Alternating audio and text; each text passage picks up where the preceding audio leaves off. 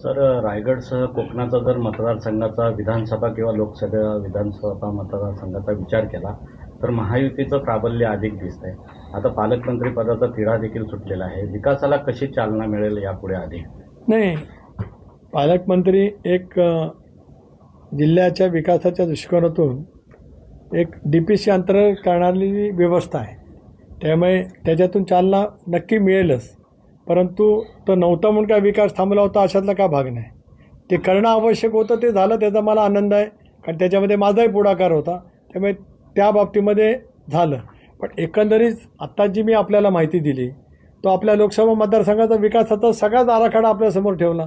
कृषी खाता असेल, मत्स्य व्यवसाय विभाग असेल, फलोद्यान विभाग असेल, शेतकऱ्यांच्या दृष्टिकोनातून अन्य काही बाबी करण्याच्या बाबतीमध्ये असेल, त्या दृष्टिकोनातून सागरमाला योजनेअंतर्गत मेरिटाईम बोर्डाच्या अंतर्गत असेल, पर्यटन विभागाच्या मार्फत असेल, या सगळ्या कामाला आपण चालना दिलेली आहे आणि त्याचा पाठपुरावा करू. अधिक गतीने कसा विकास करता येईल त्यासाठी सगळ्यांचे प्रयत्न राहतील.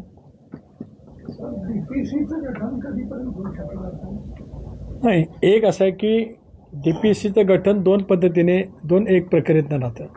एक तर आता स्थानिक स्वराज्य संस्थांच्या निवडणुका झाल्यात, त्याच्या अंतर्गत जी घटना दुरुस्ती राजीव गांधी पंतप्रधान असताना झाली, त्याच्या अनुषंगाने गेल्या 15-20 वर्षामध्ये DPC इलेक्टेड आली होती आणि त्याचं गठन होत होतं. आता त्या संदर्भामध्ये राज्य सरकार निर्णय करेल, कारण आता जिल्हा परिषद आणि पंचायत समिती, जिल्हा परिषद, नगरपालिका निर्वाचित झाल्यात.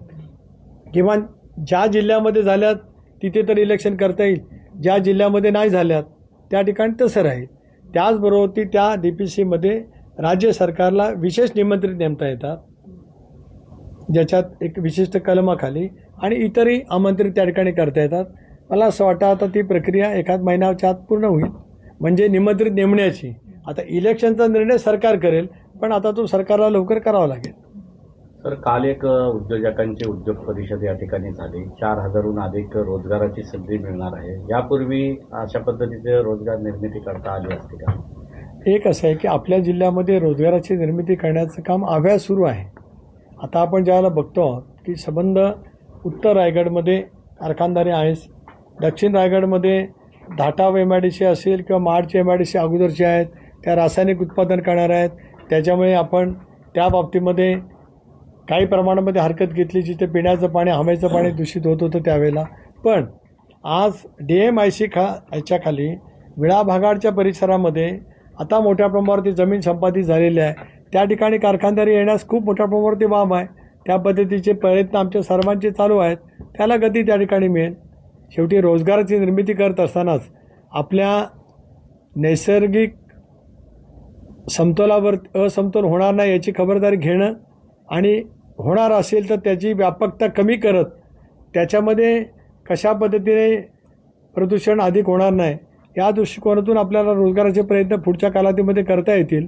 दिघी पोर्ट विकसित ज्या काय सुनावण्या आहेत त्याच्या पाठीमागे सुद्धा कारखानदारी हाच एक भाग आहे. पण मच्छीमारांचा काय मुद्दा आहे, तसेच इतर काही प्रश्न असतील ते सोडून कारखानदारीला गती मिळेल.